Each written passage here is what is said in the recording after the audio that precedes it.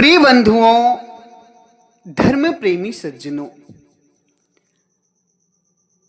आज का जो सत्संग है वो बहुत ही दिव्य और अद्भुत सत्संग है। आज हम इस सत्संग में बताएंगे कि परमात्मा का वास कहाँ है, परमात्मा की प्राप्ति कहाँ होगी। सज्जनों,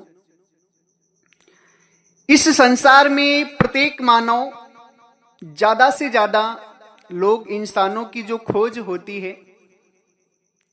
वो परमात्मा को पाना होता है। जो चाहत होती है वो परमात्मा को पाना होता है।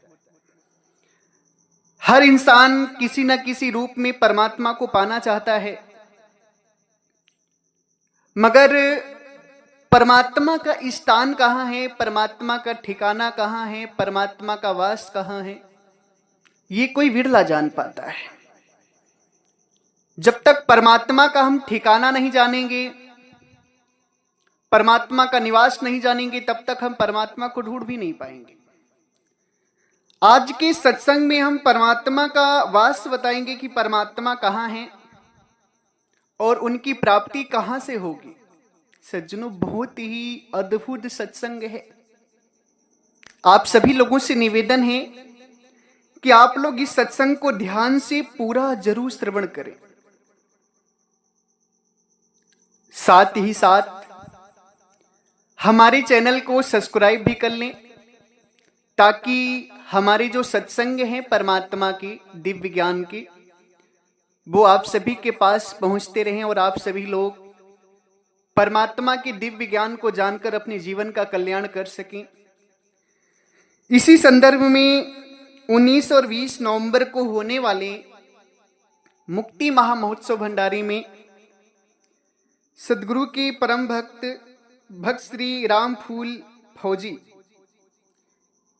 जो ग्राम अमादलपुर, जिला झज्जर, हरियाणा की धरती से हैं,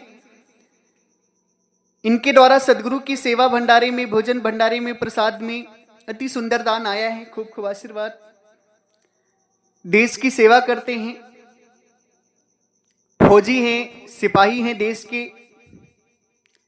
इनकी वजह से हमारे भारतवासी सुरक्षित अपने घरों में सोते हैं, क्योंकि ये लोग अपनी जान की बाजी लगाकर देश की रक्षा करते हैं, सरहद पर खड़े होकर के।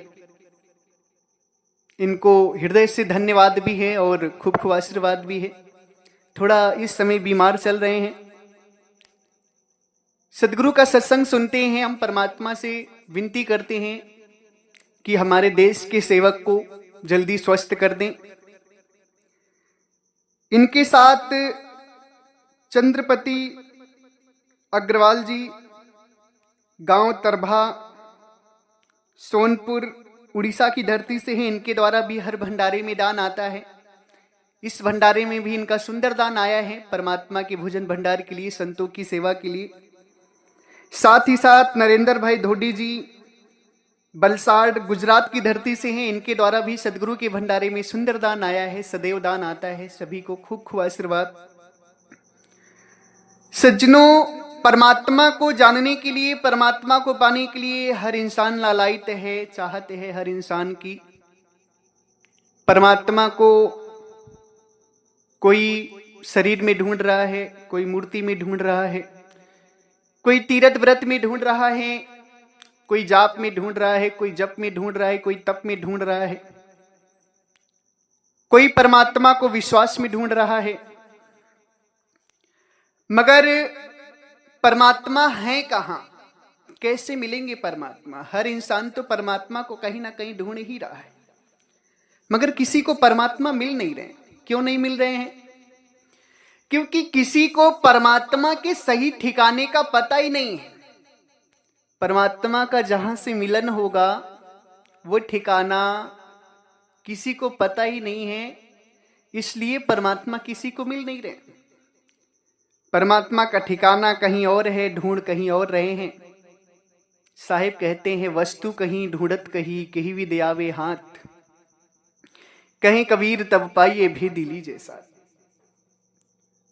वस्तु कहीं है और ढूंढ कहीं रहे हैं, कैसे हाथ आएगी? वस्तु रखी है घर के बाहर, ढूंढ रहे हो घर के अंदर, जिंदगी भर ढूंढते ढूंढते प्राण चले जाएंगे, वस्तु नहीं मिलेगी। उसी तरीके से जब तक परमात्मा को पाने का स्थान पता नहीं चल जाएगा, भक्ति करते रहोगे, कुछ भी करते रहोगे, प्रभु नहीं मिलेंगे।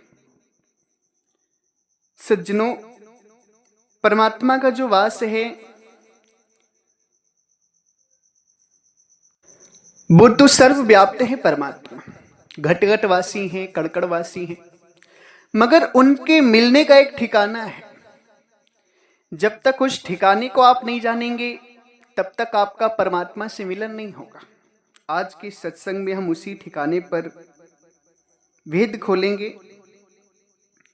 कि परमात्मा का ठिकाना कौन है। सज्जनों, परमात्मा सदगुरु कबीर साहब कहते हैं, अपनी वाणी में परमात्मा का ठिकाना बताते हैं, कहते हैं कि अर्चिते अविगत है निर्धारा, जाना जाहि न वारि न पारा। अर्चित अविगत है निर्धारा,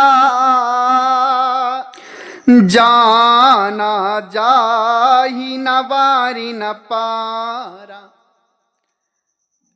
परमात्मा कहते हैं कि अर्चित अविगत है निराधारा, जाना जाहि न वार न पारा। अर्चित परमात्मा जो है, जिनको अविगत कहा जाता है, उनका जो वास है, उनका जो मिलने का मार्ग है, वो सदगुरु कहते हैं कि निराधार है। कहाँ है? निराधार। आज हम निराधार का सारा भेद खोलेंगे। परमात्मा सदगुरु कबीर साहब प्रभु प्राप्ति का मार्ग जो है, प्रभु का जो मिलने का जो स्थान है, वो सदगुरु कहते हैं कि अर्चित अविगत है निराधारा, जाना जाहि न वार न पारा।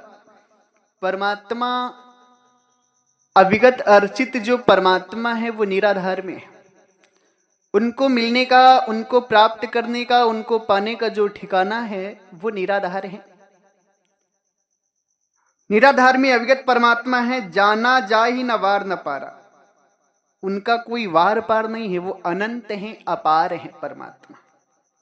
परमात्मा का ना कोई वार है ना पार है, वो अनंत हैं, अपार हैं। सज्जनों, निराधार किसे कहते हैं? निराधार कहते हैं जहां किसी का आधार ना हो, जिसे अधर कहा जाता है। अधर यानी धर से परे, निराधार यानी आधार ना हो किसी का।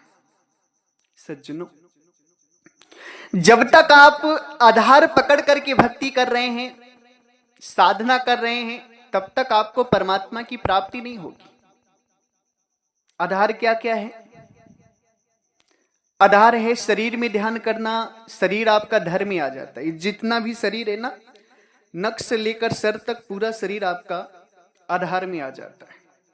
और इस शरीर में कहीं भी आप साधना करें, आपको परमात्मा का प्राप्ति नहीं होगा, क्योंकि परमात्मा का ज्ञान जो है वह निराधार में, और निराधार जो है और शरीर से परे की चीज है। शरीर में ध्यान करने वाले कितने भी लोग हों, कहीं भी ध्यान करते हो, त्रिकटी में करते हो, शून्य में करते हो, ब्रह्मांड में करते हो, पिंड में करते हो, चक्रों में ध्यान करते हो, कहीं भी ध्यान करते हो, सब धर में ध्यान आता है, शरीर में आता है। और आत्मा परमात्मा का जो ज्ञान है, जो प्रभु प्राप्ति का मार्ग है, वो सतगुरु कबीर साहब कहते हैं, अधरी दुलई चापी विका, अधरे दर्शन होई, काया की बाहरी लखे संति कहावी सोई।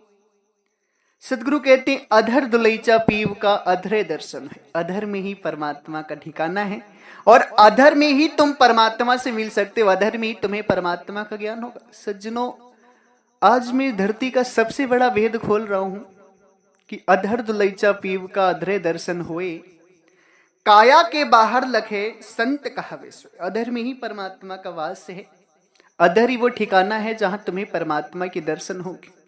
और वो अधर कहाँ है? काया से बाहर। काया में वो अधर नहीं है, उसी निराधार कहते हैं। वो निराधार है जहां तुम्हें परमात्मा की प्राप्ति होगी, और काया से बाहर है। यदि आप काया में साधना करते हैं, काया में ध्यान लगाते हैं, तो एक चीज जान जाएं कि ये काया जो है, काया यानी कि शरीर, ये शरीर जो है वो आत्मा के माध्यम से चलता है। किसके माध्यम से चलता है? आत्मा के माध्यम से। जब तक आत्मा का संबंध इस शरीर से है तब तक तो ये शरीर चल रही है। जिस दिन आत्मा का संबंध इस शरीर से खत्म हुआ, उस दिन या इस शरीर को गाड़ दिया जाएगा, या फेंक दिया जाएगा, या जला दिया जाएगा। क्यों? क्योंकि ये शरीर नाशवान है। ये शरीर क्षणिक है, बनती और बिगड़ती रहती है। एक बार बन गई तो बिगड़ जाती है, और फिर बिगड़ गई तो दोबारा नहीं बन सकती। फिर दूसरी शरीर बनेगी, फिर तीसरी बनेगी, चौथी बनेगी। ये शरीर नहीं। ये तो जो मनुष्य शरीर एक बार बिगड़ गई तो ये राख बन जाती, मिट्टी बन जाती, सड़ गल जाती, इससे फिर ये दोबारा नहीं बनती, दूसरी बनती। तो सज्जनों, शरीर में जो भी लोग ध्यान लगाते हैं वो नाशवान चीज में ध्यान लगा रहे हैं, और नाशवान चीज में ध्यान करने से सब व्यर्थ हो जाएगा, कुछ हाथ नहीं आएगा। नाशवान चीज का ध्यान तभी तक है आपका जब तक आत्मा का संबंध इस शरीर से है। जैसे ही आत्मा का संबंध शरीर से टूटा, वैसे ही शरीर खत्म, विनाश इस शरीर का हो जाएगा। इसलिए अपने जीवन में कभी भी शरीर में ध्यान लगाने की गलती मत करना। फिर वो शरीर में कोई भी अंग हो, कोई भी जगह हो, चाहे त्रिकुटी हो, चाहे भ्रुकुटी हो, चाहे अनहद की साधना हो, चाहे ब्रह्मांड की हो, चाहे नाक की हो, चाहे कंठ की हो, चाहे हृदय की हो, कहीं की भी हो, चाहे त्रिकुटी को हो, चाहे नाभि की हो, कहीं की भी साधना हो, उसको मत करना। क्यों? क्योंकि परमात्मा की प्राप्ति अगर चाहते हो और इसमें ध्यान करोगे, कभी नहीं मिलेंगे परमात्मा। परमात्मा कहां मिलेंगे? सदगुरु कहते हैं। क्या परमात्मा कहां मिलेंगे? सदगुरु कहते हैं भक्ति से। भक्ति कैसे, कहां की करनी है? उसके लिए साहेब कहते हैं, भक्ति भक्ति बहु कठिन है, रति न चाले खोट, निराधार की भक्ति है, अधरी धार की चोट। परमात्मा कहते हैं भक्ति बहुत कठिन है, इसमें थोड़ा सा भी मन के विचार नहीं चलेगा, थोड़ी सी भी खोट रहेगी ना। खोट का मतलब होता है अगर भक्ति करना है तो प्रभु के विचारों में रम करके करो। थोड़ी सी भी खोट रहेगी, यानी अपने विचार चलाओगे, संसारिक लोगों के विचार को मानोगे, भक्ति नहीं चल पाएगी। भक्ति किसकी है? सदगुरु कहते हैं भक्ति असली क्या है? निराधार का खेल है। असली भक्ति जो है वो निराधार का खेल है। क्यों? क्योंकि सदगुरु कहते हैं अर्चित अविगत है निराधार। अर्चित अविगत जो परमात्मा है उनका निराधार में वास है, उसी को साहिब कहते हैं निराधार की भक्ति है, अधर धार की चोट। निराधार की भक्ति है असली भक्ति। निराधार के अतिरिक्त अगर कोई भक्ति आप करते हैं तो भक्ति गलत है। उस भक्ति से आपकी मुक्ति नहीं होगी। ये बात मैं नहीं कह रहा हूं, ये बात कह रहे हैं परमात्मा सतगुरु कबीर साहब। निराधार की भक्ति है, अधर धार की चोट। अधर धार में ध्यान करना है। अधर मतलब होता है निराधार, धर से परे। उसी को सदगुरु कहते हैं अधर दुलैचा पीव का अधरे दर्शन होए, काया के बाहर लगे संत कहावे सोए। बहुत अद्भुत वाणी है साहेब की, पूरा दिव्य ज्ञान है। आगे सदगुरु कहते हैं, अर्चित अविगत है निर्धारा, जाना जाहि न वार न पारा, लोक वेद थे अक्षय नियारा, छाणी रहो सबही संसार। सदगुरु कहते हैं अविगत परमात्मा निराधार हैं, उनका कोई वार पार नहीं है। अब तुम जो लोक वेद यानी लोक वेद संसारिक मत विचारों से और वेद की बातों को मानकर अगर तुम भक्ति करते हो तो मुक्त नहीं होगे। छाणी रहो सबही संसार। लोक वेद की बातों को, लोक यानी कि संसार के समाज के विचारों को, समाज की संसार की बातों को त्याग दो और लोक वेद यानी कि वेदों की बात को भी त्याग दो। क्यों? क्योंकि वेदों की बात इसलिए त्यागना है, वेद की रचयिता ब्रह्मा जी हैं और ब्रह्मा जी को परमात्मा सदगुरु कबीर साहब कहते हैं बीजक में, चार वेद ब्रह्मानी जिठाना, मुक्ति का मराम उनहु नहीं जाना। चार वेद ब्रह्मानी जिठाना, मुक्ति का मरम उनहु नहीं जाना। साहब कहते हैं चार वेदों के रचयिता ब्रह्मा है। ब्रह्मा ने ही चार वेद बनाए हैं, मगर स्वयं ब्रह्मा भी मुक्ति का मरम नहीं जानते। क्या कहते हैं साहेब कि स्वयं ब्रह्मा भी मुक्ति का मरम नहीं जानते। तो जब ब्रह्मा ही मुक्ति का मरम नहीं जानते हैं तो ब्रह्मा के लिखे हुए वेदों में मुक्ति की बात कैसे हो सकती है? कदापि नहीं हो सकती। इसलिए सदगुरु कहते हैं लोक वेद थे अक्षय नियारा, छाणी रहो सबही संसार। जो लोक वेद यानी लोकों की बात है, जो लोक यानी संसार के लोगों की जो बात है, और वेद जिनकी बात को तुम मान करके मुक्ति समझते हो, इनको छाड़ कर दो सारे संसार के लोग। भक्ति किसकी करो? अविगत अर्चित है निराधार। निराधार जो अविगत परमात्मा का जो ठिकाना है वहां की भक्ति करो। आगे सदगुरु कहते हैं जसकर गाँव न ठाऊ न खेरा, कैसे गुण वर्णऊ मैं तेरा। नहीं तहा रूप रेख गुणवाना, ऐसा साहिब है अकुलाना। वो परमात्मा जो है, ना उनका गांव है, ना ठाव है, ना गली है, ना मोहल्ला है उनके देश में। वो अद्भुत देश है। ये जो तुम ऐसी गली मोहल्ला देख रहे हो ना, वो परमात्मा के देश में ऐसा गली मोहल्ला गांव ठाव नहीं है। वो शब्द स्वरूपी देश है परमात्मा का। इससे अलग है परमात्मा का देश। साहिब कहते हैं नहीं तहा रूप रेख गुणवाना, ऐसा साहिब है कुलाना।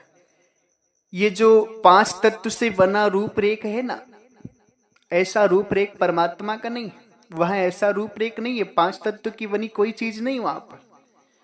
वो अकुलाना साहिब मतलब अद्भुत परमात्मा है, न्यारे हैं इन पांच तत्वों से परमात्मा।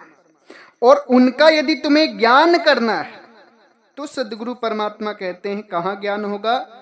अर्चित अविगत है निराधारा, निराधार में ज्ञान होगा। आगे साहेब कहते हैं जब निराधार की भक्ति है और परमात्मा को पाना है तो निराधार की भक्ति करो।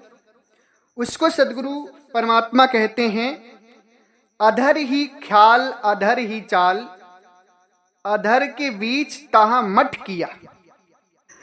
सदगुरु कहते हैं अधर ही ख्याल और अधर ही चाल है, अधर के बीच तहा मठ किया। सज्जनों, सदगुरु कहते हैं अधर ही चाल, परमात्मा तक पहुंचने का जो मार्ग है वो अधर है, और अधर ही ख्याल, अधर में ही ध्यान करना है।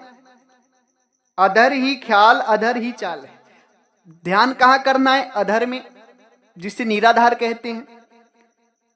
चाल क्या है? चलना क्या है? निराधार में चलना है, निराधार में ध्यान लगाना है, निराधार में स्थिर होना है। क्यों? क्योंकि अधर के बीच वह, अधर के बीच मह मठ किया।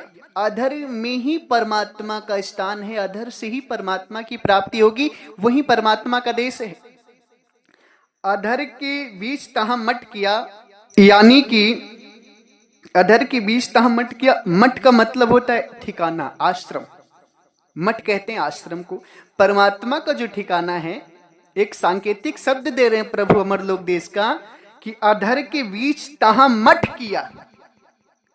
अधर के बीच में ही परमात्मा का आश्रम है, देश है परमात्मा का, अधर में। अब आपको पूर्ण मुक्ति का ज्ञान जो है वो अधर का है। साहिब स्वयं कहते हैं अधर ही ख्याल, अधर ही चाल है। अधर ही ख्याल और अधर ही चाल है, अधर के बीच महा तह मत किया। बड़ी अद्भुत वाणी है, ध्यान से समझिए इसको। अधर ही ख्याल यानी अधर में ही ध्यान करना है, और अधर ही चाल है, अधर में ही ध्यान करके पहुंचोगे भी उस परमात्मा के देश में, जिसे निराधार कहते हैं। अधर के बीच तह मट किया। अधर के बीच में ही परमात्मा का देश भी अधर में ही, अमरलोक देश जिसे कहते हैं। सदगुरु कहते हैं शब्द घनघोर टंकोर तहां अधर है, नूर को परस के पीर पाया। शब्द घनघोर टंकोर तहां अधर है, नूर को परस के पीर पाया। कहे कबीर खेल अवधूत का, खेली अवधूत घर सहज आया। बड़ी अद्भुत बात है कि शब्द घनघोर, वहां अखंड परमात्मा का शब्द हो रहा है, तहां अधर है। कहां? अधर में। अधर में अखंड परमात्मा का शब्द हो रहा है। शब्द घनघोर टंकोर तहां अधर है। जो अखंड शब्द परमात्मा का हो रहा है ना, तो सार शब्द परमात्मा। घनघोर अखंड जो है, जो खंडित नहीं होते, वो अधर में है। शब्द घनघोर टंकोर तहां अधर है, नूर को परस के पीर पाया। नूर को परस के पीर पाया। वही तुम नूर को परस करके पीर यानी परमात्मा को पा जाओगे। और सदगुरु कहते हैं कहीं कबीर खेल अवधूत का। अब ये जो अधर का खेल है, ये किसका है? साधु का। कोई विवेकी, कोई ज्ञानी ही कर सकता है। अवधूत यानी संत, महात्मा, विवेकी, पारखी, ज्ञानी, वही इस खेल को खेल सकता है निराधार के। क्योंकि धरती का सबसे बड़ा खेल है, इसमें ध्यान टिकाना ही सबसे बड़ी बात है। और सदगुरु कहते हैं खेली अवधूत घर सहज आया। जिसने इस खेल को खेल लिया, कौन सा खेल? निराधार का खेल है, अधरधार की चोट। खेल कौन सा है? खेल कौन सा है? निराधार का खेल है, अधरधार की चोट। अधरधार की चोट या निराधार का खेल है। पूरा भेद ही ओपन हो गया, आज खुल गया। कौन सा खेल है? जिस खेल को खेल करके अवधूत यानी आत्मा अपने घर जाती। कौन सा घर? अमरलोक देश घर जिसे कहते हैं परमात्मा। कौन सा खेल? निराधार का खेल। अब वही खेल कैसे खेलना है, इसी भेद को हम 19 और 20 नवंबर को खोलेंगे। 19 और 20 नवंबर को इसी अधर निराधार का खेल कैसे खेलना है, वही भेद खोलेंगे। उसी को सदगुरु कहते हैं अधर की ख्याल, अधर ही ख्याल, अधर ही चाल है, अधर के बीच तहां मठ किया। अधर ही ख्याल और अधर ही चाल है, अधर के बीच तहां मठ किया। अधर ही ध्यान देना है, अधर में ही, निराधार में। और निराधार ही वो मार्ग है जहां परमात्मा से मिल सकते हो, तो पहुंच सकते हो परमात्मा से। आगे सदगुरु परमात्मा अपनी वाणी में कहते हैं अधर आसन किया अगम प्याला पिया, जोग की मूल गई जुगती पाई। अधर आसन किया अगम प्याला पिया, जोग की मूल गई जुगती पाई। सज्जनों, परमात्मा कहते हैं कि जिस संत ने अधर आसन कर लिया ना, जिसने अधर में अपना आसन यानी स्थिति बना ली, वो अगम प्याला, जो गम से परे प्याला होता है, जिसे अमृत रस कहते हैं, रस गगन गुफा में अजर जरे, कहें साहिब संत जो पीवे अमर होए कबहू न मरे, वो अगम प्याला। जो कौन पीता है? जो अगम, जो अधर आसन करता है। अधर आसन जो यानी अधर में ध्यान करता है, अधर में स्थिति बनाता है। आज का सत्संग बहुत अनमोल सत्संग है। साहिब क्या कहते हैं? अधर आसन किया अगम प्याला पिया, जोगी की मूल गही जुगती पाई। अगम अधर आसन किया। अधर आसन मतलब होता है निराधार में ध्यान करना, अधर में स्थिति बनाना। कैसे स्थिति बनेगी ये भेद 19 और 20 नवंबर को हम बताएंगे पूरी तरीके से। चिंता मत करना, जिस भी भक्त को मुक्ति का पूर्ण ज्ञान चाहिए ना, बस वही आना, पूरा मुक्ति का पूर्ण ज्ञान देंगे 19 और 20 नवंबर को। अधर आसन किया अगम प्याला पिया। अधर आसन, जो संत अधर में आसन करते हैं, सदगुरु कहते हैं वही अगम प्याला पीते। कौन अगम प्याला? जिस प्याले को पीने से, जिस अमृत को पीने से, जिस रस को पीने से तुम्हारा जन्म और मरण सब खत्म हो जाएगा, तुम अमर हो जाओगे, अपने देश पहुंच जाओगे, प्रभु से मिल जाओगे। जोग की मूल गही जुक्ति पाई। जोग की मूल है, इसी जुक्ति से, कौन जुक्ति से? अधर आसन करने की जुक्ति से तुम मूल को पा जाओगे, यानी कि परमात्मा को पा जाओगे। अब अगम का जो आसन है, अधर का जो आसन है, अगम प्याला कैसे पियोगे? उसको सदगुरु कहते हैं पंथ बिन जाई चल सहर बेगमपुरे। पंथ बिन जाई चल सहर बेगमपुरे, दया गुरुदेव की सहज आई। बड़ी अद्भुत बात है। पंथ बिन यानी कि बिना रास्ते का वो मार्ग है जिसमें चलकर सहर बेगमपुरे यानी परमात्मा के देश में पहुंचना है तुम्हें।